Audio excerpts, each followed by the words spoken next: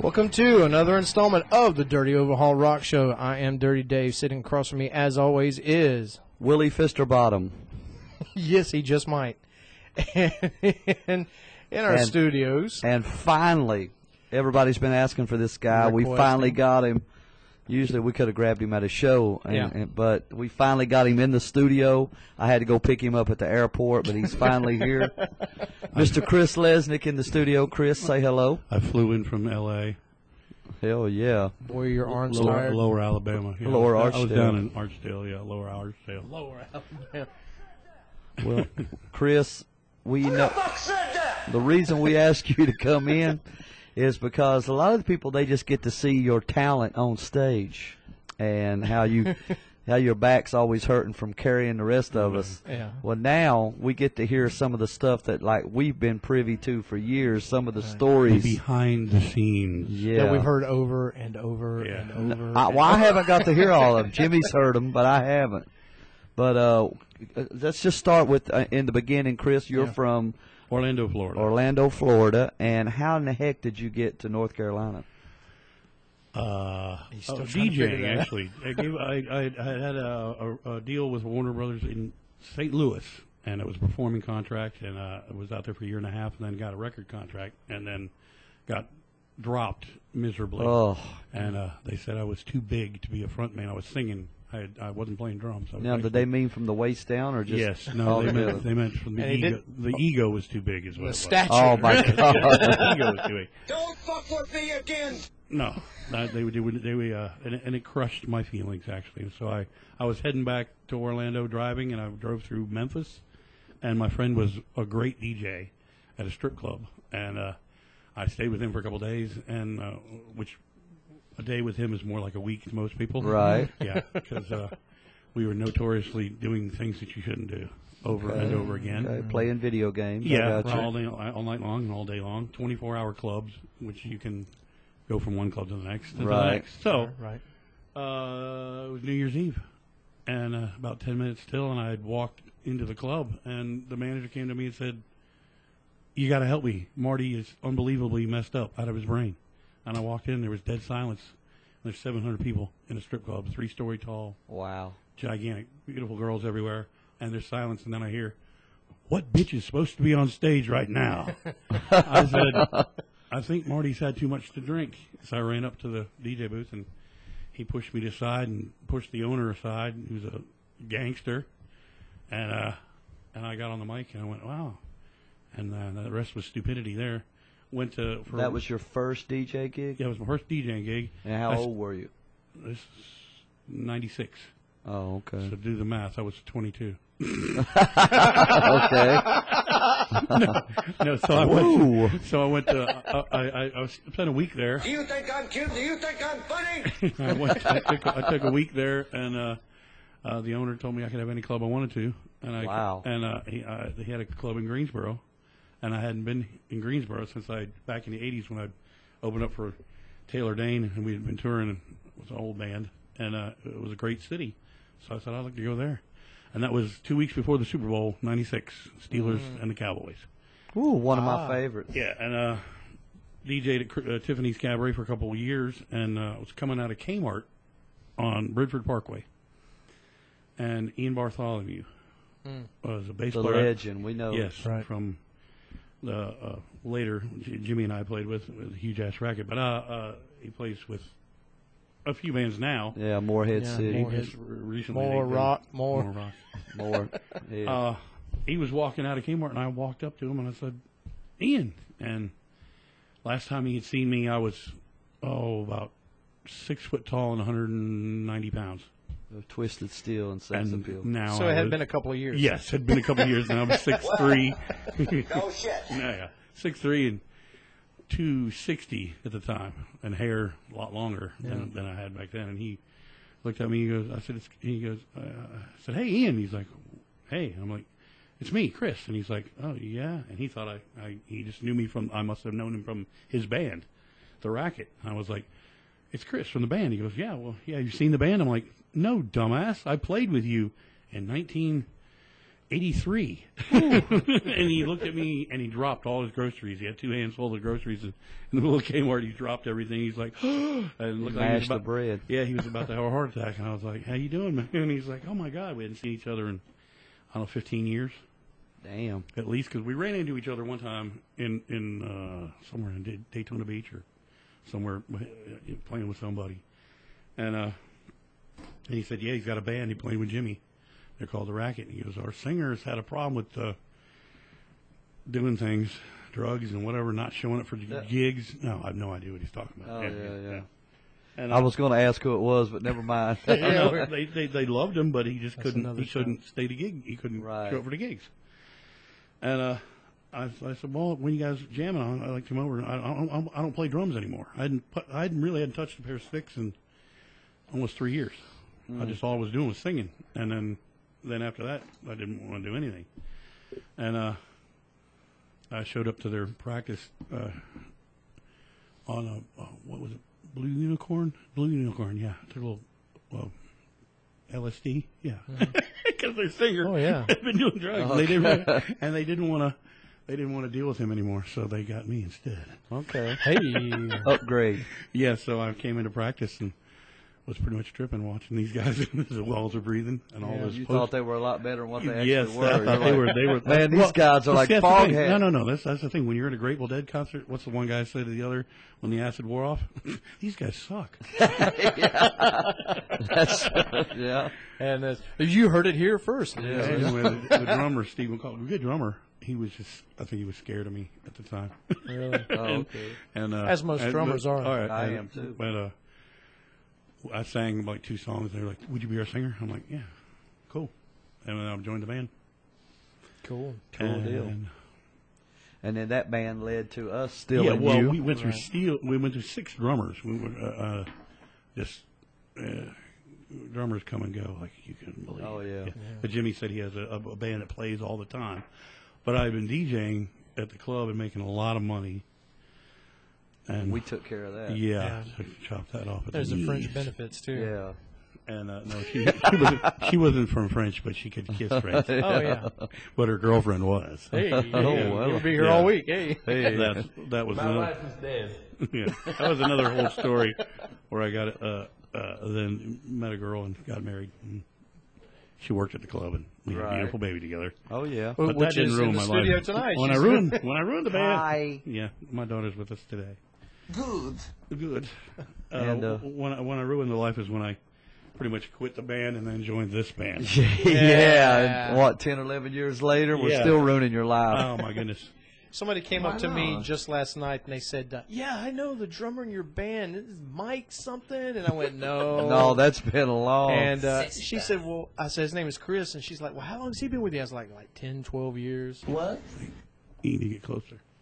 What? But well, what's funny about Mike is I only met Mike like twice ever, and he's been real nice to me. The one time when the rack was supposed to open up for fair warning at Thin Lizzy, wasn't it? Thin Lizzy.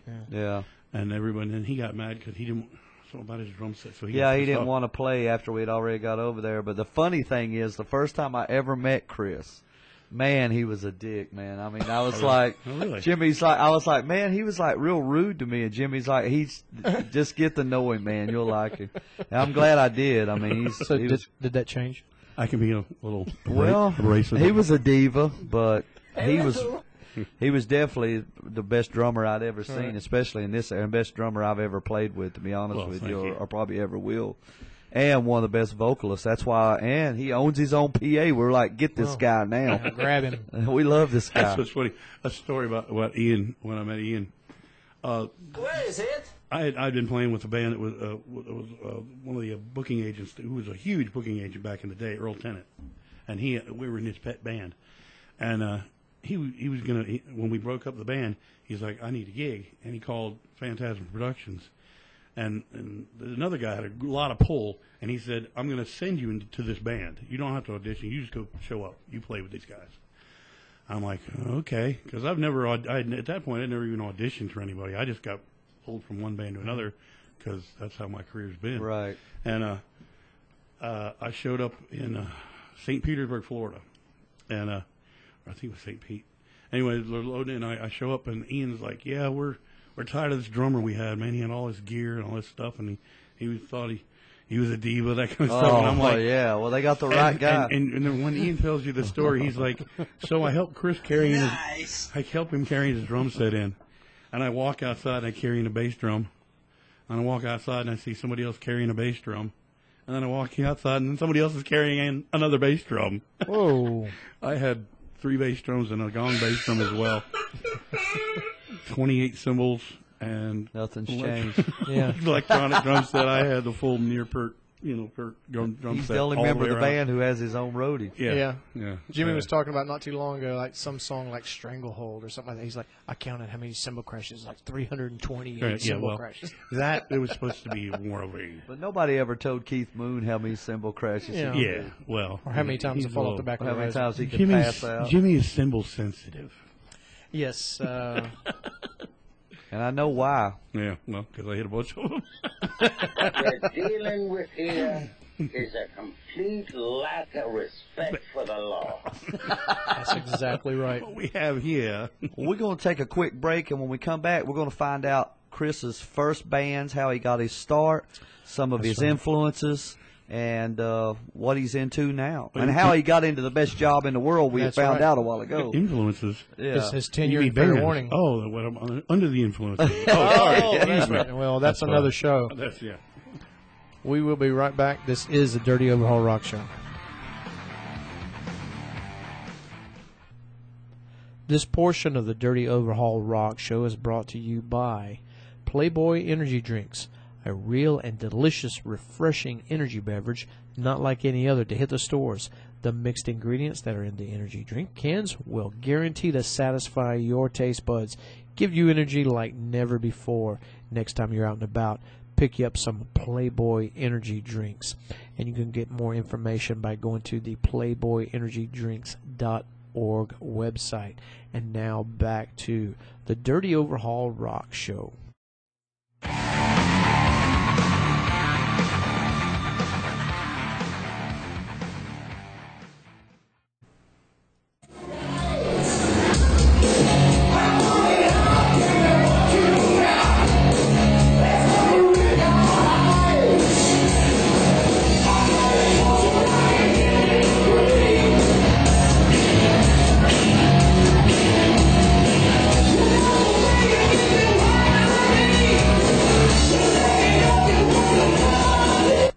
We are back. Wow, that sounded pretty good, actually. Yeah. Oh, yeah. Who was Mr. that? Chris Lesnick in the Who studio. was that, and what have you done with our drummer, Chris? Who was that masked man?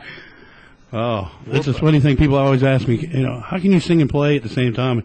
And that's not the hard part. The hard part is being sober and singing and playing. Funny story. Oh, here we go. One time we were playing at King, and everybody knows this story, but they're going to hear it now. And Chris actually fell asleep during one of our songs. Somebody was talking about this just It was like his second show with the band, and I'd been up for like 3 days straight partying. But he didn't stop playing. I didn't stop. It was kind of like when he you just fall had asleep his at the eyes wheel. closed during half of those songs. And Dennis turned around and was staring at me when I woke up. I was like, "What? What's wrong? What's going on?" What? And Dennis is like, "This motherfucker's got to go." And 10 years later, he's gone. Damn it. Yeah, that's true. Oh, we had some good times. That's true. Well, now we're back, Chris, and you. Let's go back to one more time. You said you the used roots. Yeah, the roots roots of it all. of Chris Lesnick. In depth. Started off in Orlando. I was 10 years old, watching the marching band go down for Christmas parade. And your father was a musician. No, not at all. He was. Your uncle. Your uncle. My uncle sings with the Metropolitan Opera. Yeah, so I grew up with Beverly Sills, Roberta Peters, Dominic Costa's his name. He's like the fourth tenor. Right. And my mom was the vice president of the Opera Guild in Orlando. So every year, I mean, I've been to the Metropolitan Opera in New York City probably, 6 times. Seen him do Madame Butterfly. I've been to Time Out Hut. I mean, he was actually the barber in the Barber of Seville a few times and got to see the Bugs Bunny thing. You got home. You got home. And you got to see him do the whole thing. Took like elementary school. Took the whole elementary school class to the opera, and that was fun because then I was a big shot. No, you would not believe that opera people cut up just like we do. He's doing an aria. He's standing in front of everyone in which he's got a baby in his hands. And another guy comes up and before he has the baby, hands him the baby. And he's singing this loud, boisterous, ending of the opera. And the guy walks up and hands him a mackerel wrapped up in a baby's outfit. And he hands it to him, and he has to sing to 3,000 people with his smelly dead fish in his hand, and not lose it. And when you're getting paid $6,000-$7,000 for a show, you wouldn't think people would do stuff like that, being as stuck up as opera people are supposed to be. But they are every bit as much idiots as we are. Only they don't. They probably don't flatulate on each other. Funny story. No. I met a gentleman a couple weeks ago who had met a girl at a club who had speaking of fish, she had a tattoo. God. We've worked that into every show so far, but we won't insult. That's a funny thing at the club the other day. We have a shameless plug for the Mirage Exotic Nightlife where I work. Oh, hey! I got the. And you have the hat on. We have a buffet every day, and Friday was fish. They have fried fish and baked fish, and I took that opportunity to tell the girls over the microphone, someone left the dressing room door open. Will you please close it? Oh, sorry.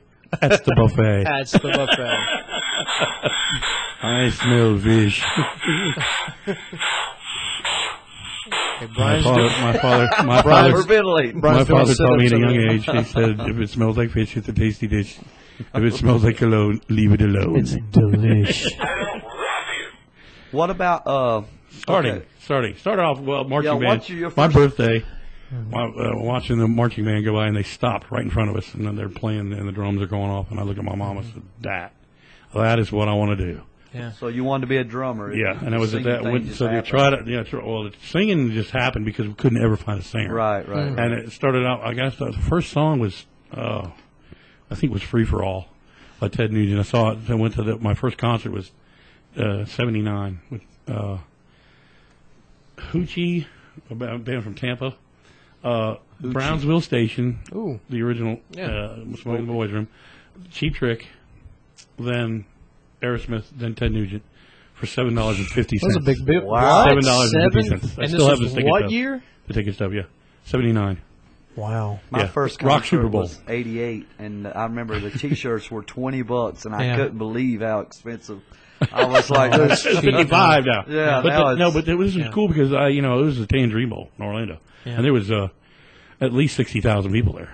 Good. And me and we're 12 years old. Yeah. Me and my buddy Scott, we went with his sister, and she left us there, and when we got mixed up anyway, so we started walking home.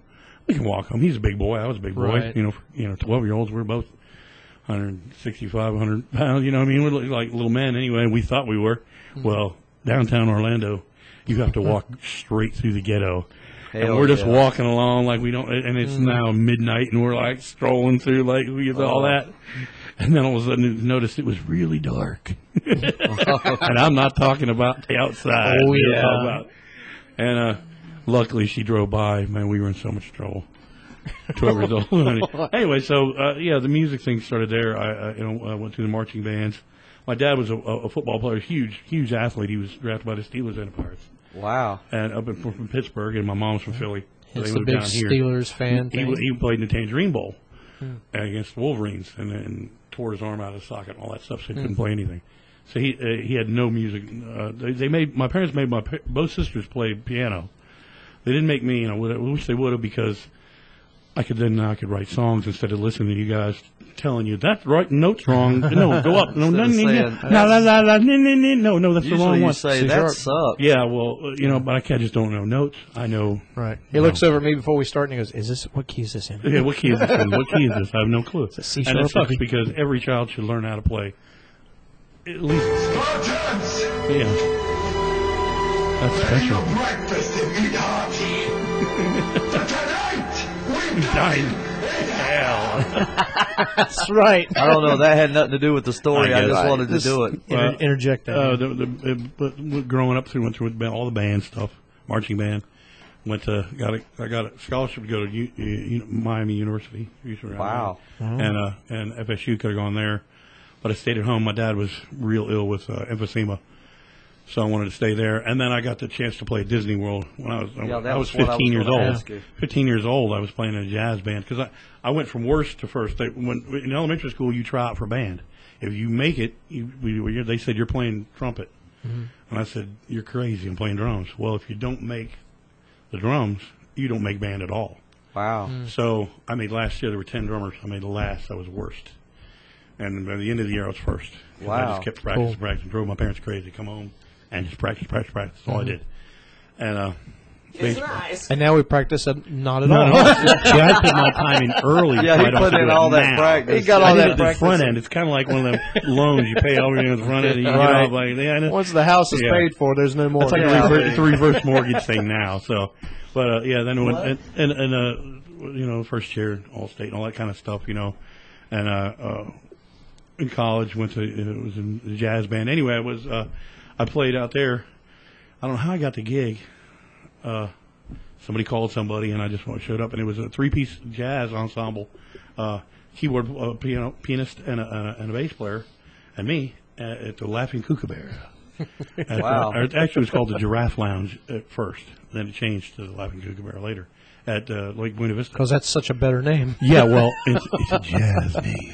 It's kind of cool. And, those crazy cool cats out there. I was playing with 2 50-year-old guys, and I'm 15 years old. My mom, she actually drove me out to the job, helped unload my drums.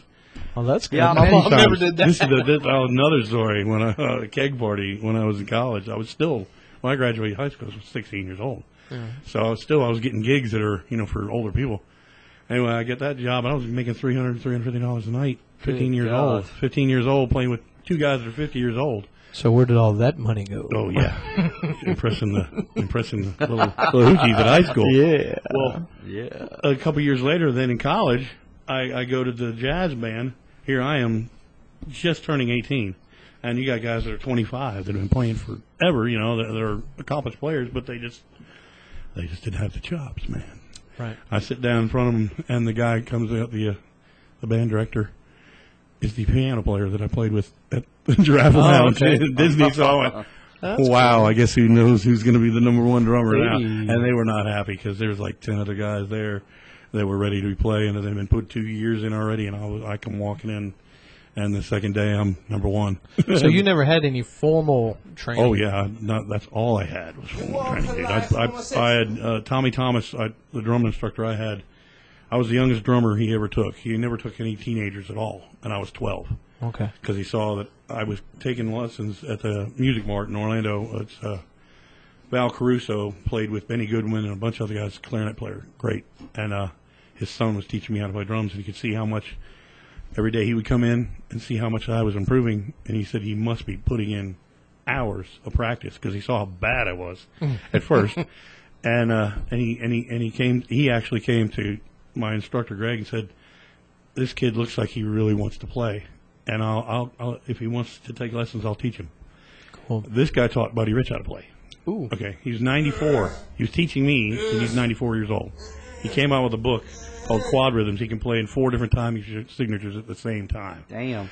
Okay. How does one and do had that? the worst breath on the planet. And he would sit right. It's called the doo-doo exactly. It's right a proper medical term. Over my ear and just breathe in my ear. He was right in my ear and in my face and talk to me. And one thing that he told me forever, it will always stick in my brain, which I absolutely have never practiced, was be it ever so humble.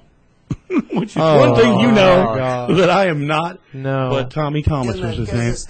And he was. I was a make ice. I was a gypsy catcher. Also, I work with animals.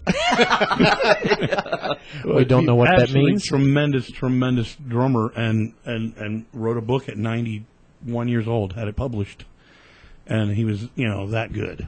And I too was in a jazz ensemble, but I played a special instrument. The slide rusty bone. Okay, 2 instruments. But the rusty trombone. I've been lucky enough to play with some really good guys. After that, I played with some not so good guys. The bass player that we put together, Intense, was a band out of Orlando that we put in. We toured everywhere, got on MTV and stuff. Louis Vigilante, which is his real name, not his stage name. But his last name was Vigilante. Yeah, his Louis coolest. Constantino Vigilante. That's the coolest his name real I've name. ever heard. But it wasn't pronounced that way, was yes. it? Really? Yes. Yes, Okay. that's his real name. He lived in Rahway, New Jersey. That's where he's from. Okay. He's a Giants fan. Anyway, he now plays with he's playing with Liberty DeVito, the drummer from bunch of stuff, you know. Not E Street Band, but Where in hell are Billy you Joel. from anyway? Billy Joel. Oh, Billy Joel, yeah. And he played with NSYNC. Who has filed for bankruptcy, by the way. No, but Louis toured with NSYNC a couple years ago, and I seen his Facebook the other day. He was a tremendous bass player. Yeah.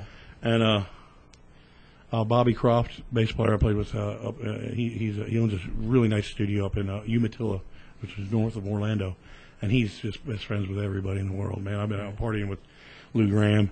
We went out a karaoke, and this kid karaoke walked up to Lou Gramm and put the mic in his face, and he's like, "I want to know what love is," and not knowing Lou Gramm. Have you ever seen Lou Gramm? He's the second ugliest man in the world. Yeah. You have to know Lou Gramm. It's like Marty Feldman eyes and fucking curly, crinkly hair, like that kid in Klaus Mask. Meine, kind of hair, just like chorboard Brillo hair with those Marty Feldman eyes. And No shit. No shit. yeah, he puts the mic in his face, and he's got a little PA on a stick, and he goes, "I want to know what love is," and Lou takes the mic and goes, "I want you to show," and the speakers went. And they just like literally, somebody else I know. They literally, after hours. yeah, literally, the speakers froze. They jumped out of the speaker cabinets, and that was it. I'll be watching you. And it was like, dude, did you not know who you were handing the microphone to? Seriously. Little did they know there was a guy back there going, "By God." He was wearing a sound.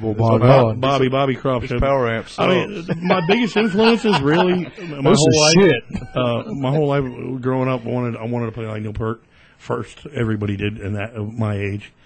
But I turned right away back to my roots. I went to Steve Smith because he's a University of Oklahoma jazz drummer first. The guy from Journey. Journey. And that was my biggest. Him and Ainsley Dunbar from Starship played did White Snake first. Right, he was the first original, and then Pat Travers because Pat lived in Orlando, and I got to meet Pat when I played with the Bobby Friss band. You was Bobby Friss. That's another band we always hear you talk about. You know, Bobby's That, tremendous. You went from Intense to them, or Bobby Friss before Intense? Bobby Friss. Well, I went from. Jesus, God, I'm so old now. I can't remember. No, Talon. You said you was 28. Mid Street was the band I was with Ian. They were on the Playboy Street Rock albums, which only 12 bands in America were on. Huh. And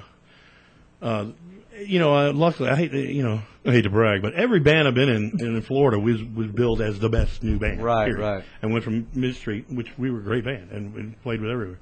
I heard some of the tapes you let me listen to a while back. Yeah, that was Anita Brunette. They were, four-piece band that played, Kansas and Queen stuff and sound.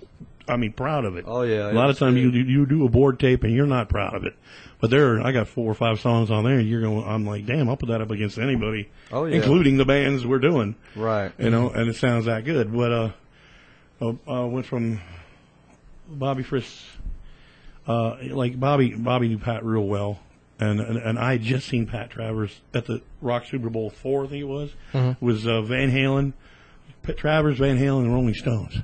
Wow. And 2-3 days later, I'm like hanging out with Pat Travers, going, "Oh my God, I'm 18 years old. This is Pat Travers. This is unbelievable, man." Yeah. And at the time, Crash and Burn was a big hit. Yeah. And Snorting Whiskey had already come out. Crash and Burn was the bigger hit at the time. And we're jamming. I walked in to audition. Once again, my booking agent sent me there, saying the gig is yours. But I actually found out later it wasn't until I actually played. I sat down and played 2 songs, and Bobby was like, "You want the job?" I was like, "Sure." So I joined the band right then and there at the spot. So we started rehearsing right away. A couple songs into it, Pat walks in. He's like, "How you doing, man?" "Yeah, I'm Pat." And I'm like, "Oh man, this is insane." So he turns on his guitar amp. Oh my God, we started jamming. Yeah. And that's awesome. And we started playing, and it was funny is that the other guitar player plugs in his rice burner guitar. He's got some little damn Japanese guitar or whatever it is. Plugs it into Pat's rig. And it sounds exactly like Pat Travers, man. I had all the lexicon harmonizer and all that shit on there. It was insane. Cool. And what a thrill that was. And then he told me, he goes, well, I wish I would have got you sooner, man, because he was auditioning drummers too. Uh-huh. He says, you could have had a gig with me. And I was like, oh my God, don't tell me that. I was too nervous. I couldn't have done it. There's no way. I was scared. I mean, 18, looking at Pat Travers. But I did go over his house later with my wife. I had already gotten married. We went over there. And, we got to talk about that. His wife was gorgeous, man. Pat's wife was gorgeous. First time I ever smoked hash. And on that note, we need to take a short break. Oh, hash. We're going to hash it out with Chris Lesnick when we come back. Don't go anywhere. This is the Dirty Overhaul Rock Show.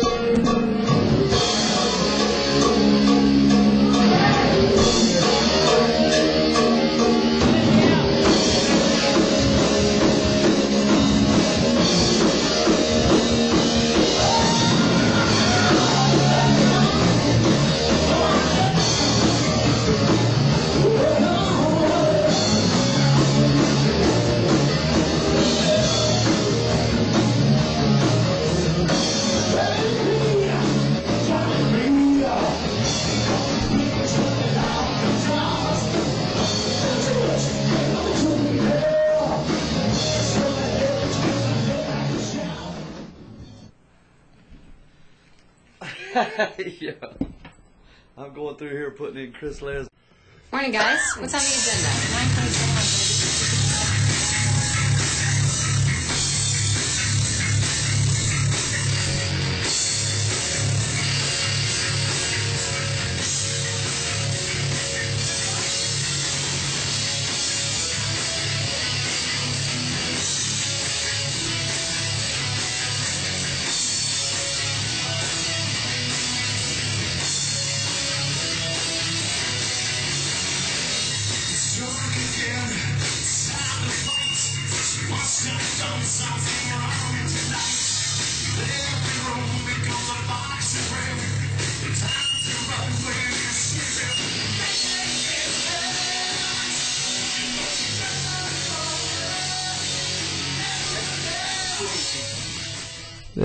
We are back to the Dirty Overhaul Rock Show. In the studio, we have Chris Lesnick, drum extraordinaire. Singer extraordinaire. Choking on a splinter. By the way, we have to say that this part of the program is brought to you by the new Playboy Energy Drink. Delicious. Make it hot. Actually, make it sexy. Make good, it Playboy. Man. It actually tastes good, actually. It is very good. I had a meeting today with Jesse, and, people, you set it on the table, and it talks for itself. Yeah, people, you don't much. have to say anything. The logo people come over. Unfortunately, my club that I work at during the day, we have a exclusive with another company. And we can't, so we have to use it. Yeah, we have to use that company, and that's it. But the flavor of that drink was really killer. I enjoyed it. It's the only energy drink that I actually like the taste of. Oh, yeah. Well, if you don't know anything about the Playboy Energy Drink, you can go to newplayboyenergydrink.com. Again, make it hot, make it sexy, make it Playboy. And put a bunny in your mouth. Put a bunny in your mouth. Oh, and you know what? By the way, they have, they've got the other energy drinks. I won't mention the name, but, you got the little 5-hour, thing. Well, they have, in about a handful of months, they got a Playboy energy drink coming out in a small little bottle, like cool. a 5-hour. Take a shot of a bunny. Yeah. They got all kinds of new stuff coming out. Wrap it down. And, back to what I love doing back most to besides playing drums, talking about me. Talking about your favorite subject. Okay, so I think everybody kind of knows, when you left Florida, you ended up down here, you ended up playing with a couple bands, and then you got with a great band that you're with now. I'm joking. It's Vinyl Richie. Yeah, and that didn't work out, so then you got with us. With Fair Warning. And so actually, so when I came and saw the band, we were in the Hugh Jazz Ratchet. They use it. Yeah, you got to be in the studio to understand the best name ever for band. Hugh Jazz Racket with Ian Bartholomew and Jimmy Henson. And Jimmy taught me, he goes, why don't you check out this band I play with all the time. And Jimmy is a notorious rock and roller. Yeah. Oh, yeah. He likes the 70s rock, likes the rock. Oh, yeah. And we came and saw it, and my jaw dropped as far as it possibly could. Because we was they were doing Brick House, and doing everything at 100 miles an hour. It was like, oh my God! And the dance floor was absolutely slam packed, full of people.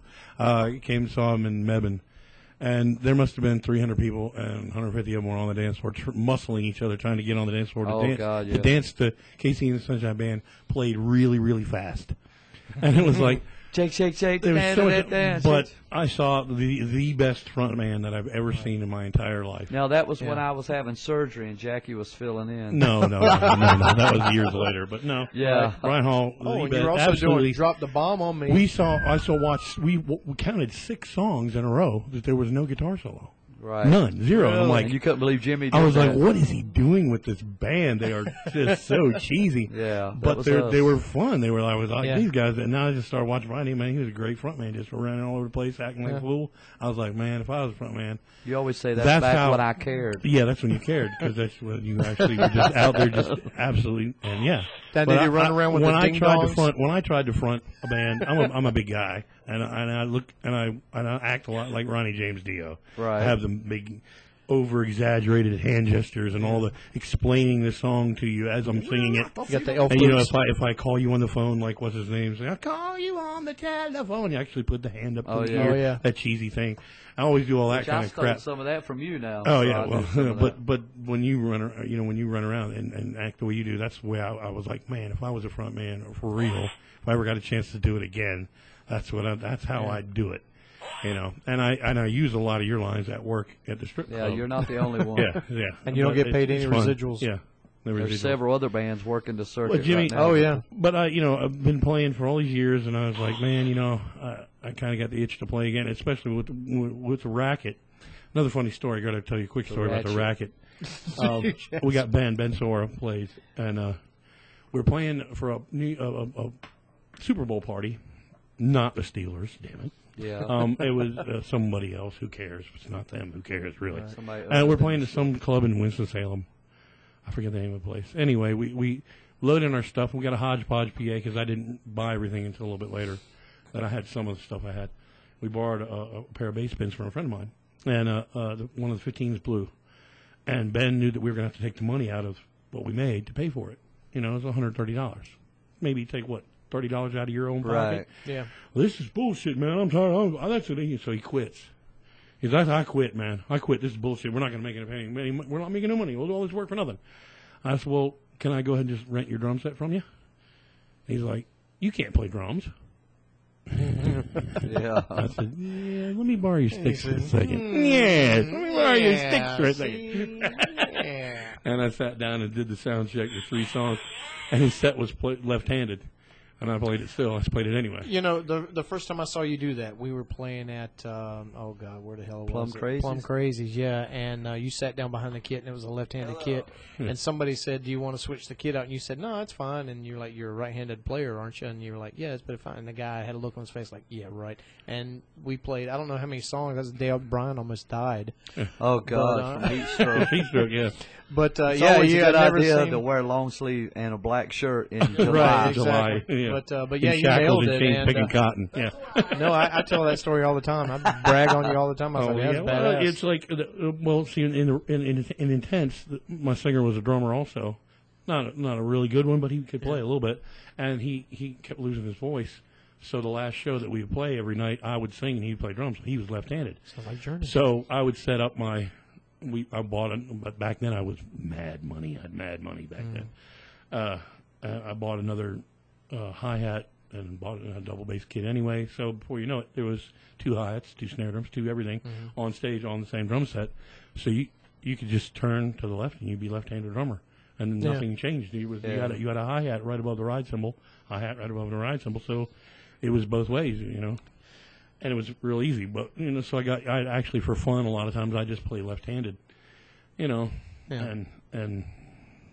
got used to it a little bit. Well, now as not Brian, like Monte Carlos. Monte Carlos can really play both ways. Oh yeah, like that. Not that good. Well, but I can get by. as Brian likes to say, let's get the dirt. Oh, the dirt. Because I have I heard wanna hear a some lot. road stories. I've heard Some road stories. an impressive list of people that Chris knows. Todd Yon, for example. Oh, my daughter, my lovely daughter behind us, that's her Todd father. Or Todd. Her That's easy for godfather is you Todd to say. Yon. Yeah. No, that's what I call him. It's Todd. But if you don't know Todd Yon, he's an established comedian of at least 30 years. HBO, you name it, he's been on everything. Oh yeah, he's been on several radio shows and done albums, and he's concentrating on his music now. Yeah, what he's he back said. playing. I talked to him. You talked to me the other day. Yeah, I put you on the phone with him. We spent many weeks in a few nights together. Yeah. So Wayne Brady, you know Wayne Brady. Yeah, we took him to his first strip club ever. Who is now the host of what is it? Let's Make a Deal, right? Yeah. Yeah, but he's a wonderful singer and comedian. And that's when I first got one of my deal as a singer, because he was one of the singers with the Warner Rock show. We were touring. They did the tribute to Epic Records and Atlantic Records in Madison Square Garden, and Zeppelin got back together with Jason Bond, played drums and all that. Well, they took that show on the road, and one of the drummers, STP, played drums, and I played too, and we rotated and all that during the week. And Wayne sang, but the singers kept losing their voice. All the voices. They had 6 singers, and they kept losing their voice. And the vice president of MTV was in charge of the show, and I was singing backups on something. Yeah. And he was like, "Well, can you sing?" And I was like, "Yeah, I can sing." And I sang "Stairway to Heaven" for him, and he was like, "You can sing it without the falsetto. You can sing it without any of that." I'm like, "Yeah, well, yeah, yeah." Cool. So he says, "Well, can you dance?" I was like, "Well, yeah, I can shake my ass, I can." Hell yeah. No, but you have to dance. Right. So I became the dancing bear out front. Oh, I've got a tape of it. You have to see it sometime. I'm like, "Oh, Ben, whoa, Ben."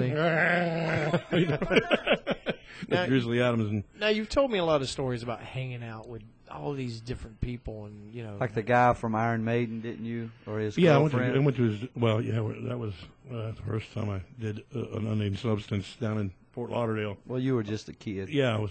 Jeez. Actually, it was about peer pressure. You were like 36. No, I was 18. About 18, and it was we were watching. It was Saga, I believe, was playing. On the Turn Me Loose. Loose, I remember. on the Turn Me Loose, yeah. They were killer too. Oh yeah, they're awesome. We open up for them, but you don't really open up for them because in that bar, you open up and then there's an hour and a half break, so it's no big deal. Well, we're standing there and it's asses to elbows, and she's leaning over a table and she's like, "Hey, you ever want some Coke?" And I was like, "Not really. I don't really." And she just lifts her hands up and there it is on the table, where anybody can see it. Yeah. What do you do? I mean, so I did the only thing I could. I got rid of it.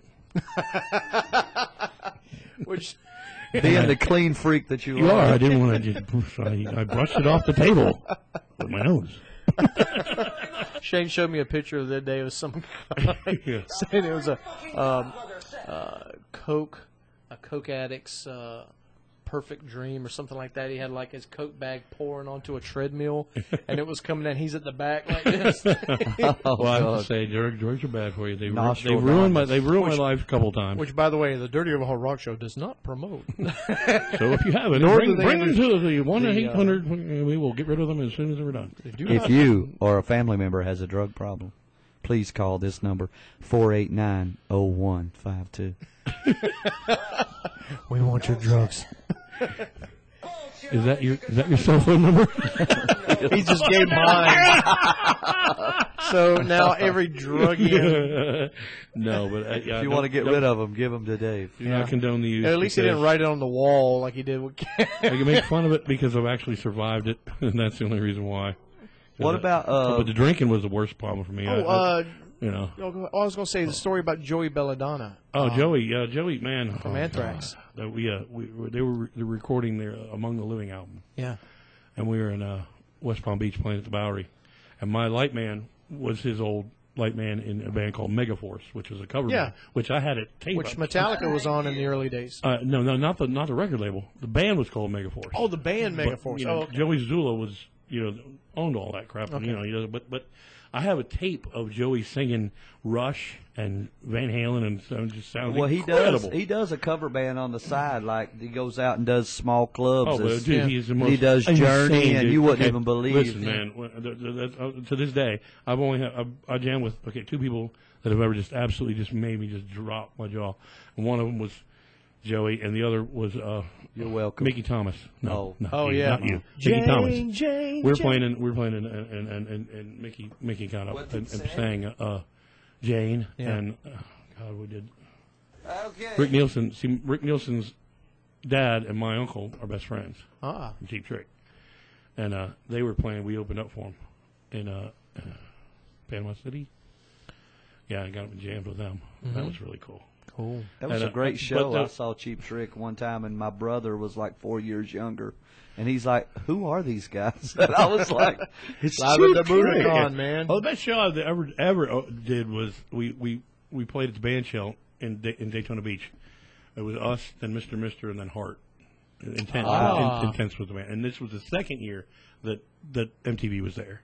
Yeah. First year, I have a video still to this day with Alan Hunter. So this is Alan Hunter from Daytona Beach, blah blah blah, Penrod's Plaza, and he's got an Intense T-shirt on, and he's broadcasting. We played there. We were in the big room because we were the biggest band in Florida for a couple of years. Mm-hmm. Besides, Ian's band at the time was Foreign Legion, but they were more rock band. We were a dance band. And I heard some of it. It's kind of like Duran-ish, and that was what was big. But it was good. I mean, great vocals, great. Yeah. Thank you. And we got on the basement tapes, and we toured with that, and went over Europe and everything, and that was a whole gas. I'll get a couple stories from the Finland and let's hear the Swedish story. The Swedish story. We're playing Stru Poker with two beautiful girls from Finland in Stockholm, and the guitar player he starts making up rules to the game. Oh no. Two of a kind is much better than a straight. Take your clothes off. Exactly. Before you know it, just what you would do. Go fish. What? What? No, she had a tattoo of a fish right on her. Oh, never mind. Which, by the way, you never play Uno with Mexicans because they steal all the green cards. Yeah, so the green cards are no green cards. I'll tell you one of the funny stories I got. Okay, the first week I'm on the road, first day. My wife is dead. I just turned 18, and we're playing the Summers on the Beach, which is a famous bar. And we're staying at the motel where they filmed Where the Boys Are, the movie. Yeah. Okay, they did a remake of the movie. Okay, and Greg, the guy who owned Button South, was in the movie, the original movie, and he's a gay guy, and he owns the bar. And he would always this is years later, he would let us get free beers out of the cooler when we were wearing spandex, the 80s stuff. And he's like, now y'all boys get yourself a beer. And he would put the beer in the back of the case. So you had to bend way over and get the beer out. That old trick. And he would watch us get the beer out in our spandex. Y'all have yourself. Yeah. And anyway, is that why you have your drums sitting way back in the back when Shane goes in the drum? Yeah. So the first day I'm on the road, I'm with Mid Street, and we drive down from Orlando. We get to the hotel right next to the club. Yeah. And I go right up to the bedroom. I'm in the motel room. I go to sleep, and Ian and the two other guys in the band, they're downstairs. They're all downstairs in the Denny's. They're hooked to it. They're eating.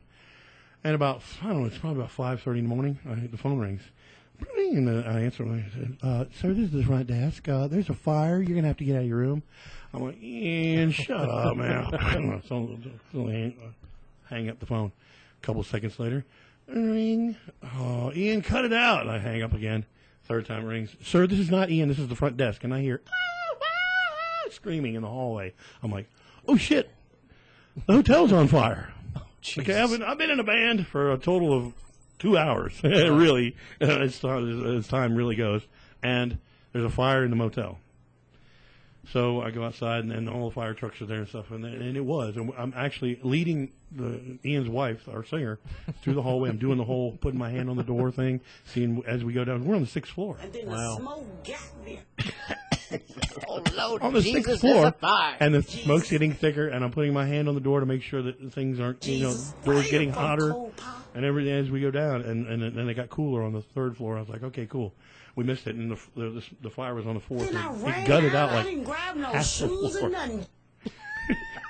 Grab what I could. That was the first day. Then the smoke got me. I got bronchitis. I do have it, actually. Well, Ian, I have to credit Ian for teaching me. Ian taught me everything I absolutely need to know about being on the road. On the road. I mean, the motel, rotel. Yeah. You put your food, the can of food on the heater. Yeah. And you go to never leave anything out around this. No, guy, you never. When you go to the buffet, Shane learned that. When you go to the buffet, you always get a to-go cup, and you dump out your drink, and you stuff your cup full of food. Chris said that I was the only person he's ever seen to go into a buffet and get a to-go tray. They bring it to you. Yeah. The only person that has more balls than I do when it comes time to actually getting free stuff. Now it's my turn to Chinese tell restaurant. the greatest story ever. Okay. Chris, Then we'll have to take a break. Chris had purchased a plate full of mushrooms, wasn't it? Cooked Yes. fried mushrooms. This story. And he had rode with Jimmy and Steve, and they were in the car, and it was dark. It was and freezing. It was It was freezing below outside. freezing. We was playing Man. B-52s. And Jimmy's interior light didn't work. Yeah, a lot of things didn't work on that old Jeep. The motor half worked.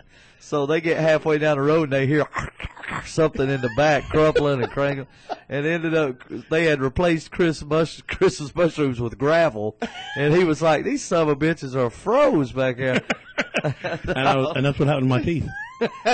I'm all broke because I didn't have mushrooms. And on that, we're going to take a quick break. This is the Dirty Overhaul Rock Show.